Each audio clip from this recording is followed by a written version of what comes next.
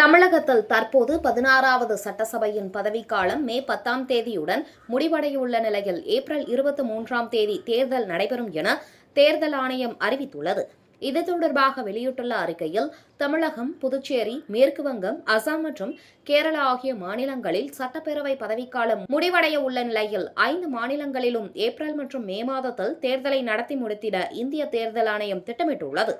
இந்த நிலையில் 5 மாநிலங்களுக்கான சட்டமன்ற தேர்தல் ஏப்ரல் 23ஆம் தேதி நடைபெறும் என்றும் அறிவித்துள்ளது.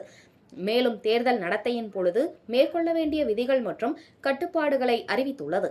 தேர்தல் முடியும் வரை எந்த ஒரு புதிய திட்டத்தையும் செயல்படுத்தக்கூடாது என்றும், பிரச்சாரத்தின் பொழுது கட்சிகளுடைய செயல்பாடுகளை தவிர்த்து தனிநபர் விமர்சனம் செய்யக்கூடாது என்றும் குறிப்பிட்டுள்ளது. தேர்தல் நடத்தை விதிகள் அமலுக்கு வந்ததும் அரசு பணியாளர்கள், பொதுத்துறை அதிகாரிகள் பணியிட மாற்றம் செய்யக்கூடாது என்றும் அறிவுறுத்தப்பட்டுள்ளது.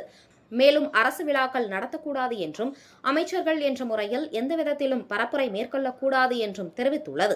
அமைச்சர்கள் வேட்பாளராகவோ வாக்குச்சாவடி முகவராகவோ கலந்து கொள்ளலாம் என்றும், கட்சி பாகுபாடின்றி பொது மைதானங்கள் உள்ளிட்டவைகளை பயன்படுத்த முன்னுரிமை அடிப்படையில் அனுமதி அளிக்கப்படும் என்றும் தெரிவிக்கப்பட்டுள்ளது. மேலும் ரொக்கமாக பணம் கையில் எடுத்து செல்லக்கூடாது என்பது உள்ளிட்ட பல்வேறு கட்டுப்பாடுகள் விதிக்கப்பட்டுள்ளது.